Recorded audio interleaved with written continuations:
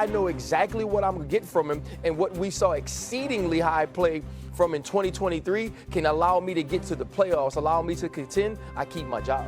See, I don't know if they have made that determination that either Dylan or Shedeur is a franchise quarterback or not. I don't think you can.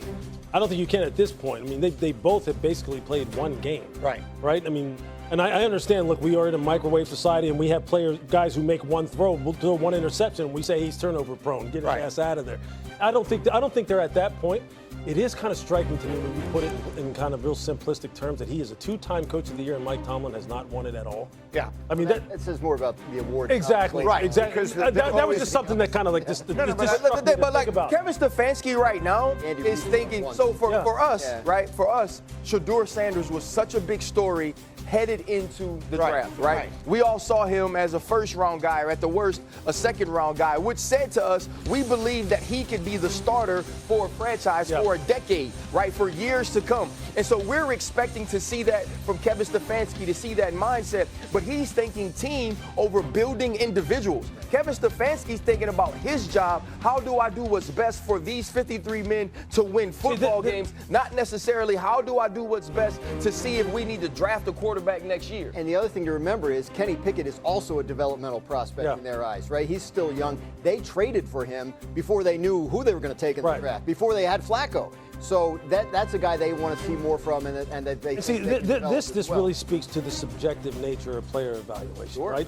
So you're talking about pre-draft, and I'm right there with you. That we thought that maybe Shedeur could be a guy who is a decades-long starter. I don't think that he has done anything to this point to really move me off of that evaluation, and he shouldn't have done anything to move Kevin Stefanski or anyone else off of that evaluation right now. But they obviously didn't have that evaluation. Yeah. Well, you know what? And it seemed for whatever reason, nobody did. We're going to start. You know what? Look, we're going to go down a rabbit hole again on this conversation. I like rabbit holes. But you know what? We'll see. Bad for you long. We'll see. I'm up against the clock. We can go down that rabbit hole this morning. I have plenty of time to do it, and I'm very interested in seeing what comes out the other side of it, because Shedeur Sanders plays one preseason game, looks terrific, and then His favorite game, Is It Ridiculous? With Louis Riddick here on SportsCenter AM. We're going to rapid fire these. The first game is 15 days away. Thursday, September 4th, Louis. Cowboys and Eagles. So we're going to start there. Is it ridiculous to say that there is a chance that Micah Parsons will not suit up for the Cowboys in Week 1? No, it's not ridiculous at all. Look, I think Adam Schefter has articulated this very clearly in his reporting on this situation, that this situation has done nothing, Randy, but deteriorate. And I think, right now, Micah Parsons and his agent, his representation, David Mulugeta, are serious about the fact that they are trying to look for, true market value for this young man. And why shouldn't they? He is really, to me, the epitome of the easy contract. Meaning he's a guy who you drafted, he's homegrown, he's now embarking on his second contract. He has done nothing but produce at an impact position at a high level, and now we're sitting here talking about, well, I thought I had a deal in the offseason and some kind of off the record conversation between an owner and a player, and that is why you're not able to strike a deal right now. If I'm Micah Parsons and I think I can go ahead and withstand, the financial consequences of sitting out, I'm sitting out. Yeah, I mean, you procrastinate this long, you complicate the situation if you're the Cowboys. Yeah. On the other side of the ball, is it ridiculous to think that the Eagles are not the best team in the NFL? Yeah, I do think it's ridiculous. Look, I think this football team really does return all of the crucial ingredients to make another run at it. But the offensive line, I understand, has some issues right now in terms of health and availability coming out of the gate. But they are still coached by a Hall of Fame offensive line coach in Jeff Stoutland. The quarterback is back. The wide receivers are back. The tight ends are back. On the defensive line, in the interior, they're still just as strong as ever. You've seen in some of the preseason film that they still have guys that can pressure off of the perimeter.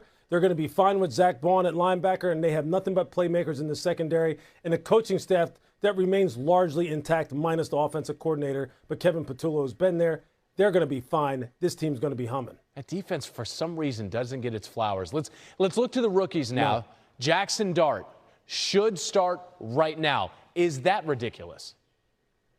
No, that's not ridiculous either. And I understand that there's always going to be talk about the fact that, you don't need to rush a young quarterback. Just let him sit and learn behind the veteran. Russell will be fine. Well, have you watched Jackson Dart this preseason? And I understand it's against 2s and 3s, and preseason is watered down in terms of the level of competition. But what preseason does show you is your level of efficiency and your mastery of the offense and how you execute the fundamentals. And Jackson Dart has executed on that in that regard. And on top of it, you can see he infuses this football team with like a certain level of confidence and swagger and fire. And he did the same thing at Ole Miss, where I covered him extensively. I think this is a guy who, look, if Brian Daboll thinks he should start, put him in there. Yeah, man does not lack for confidence, to be sure. And neither does this young man, Shedeur Sanders. This is our last question here. Shedeur Sanders will start for the Browns before October. Is that ridiculous? Yeah, I think it is. Look, I think this is Joe Flacco's team for the foreseeable future, unless he absolutely falls flat on his face.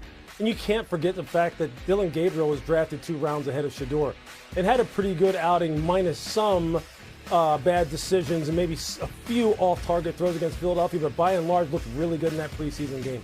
I don't think we'll see him starting anytime soon, regardless of how I feel about his individual talent.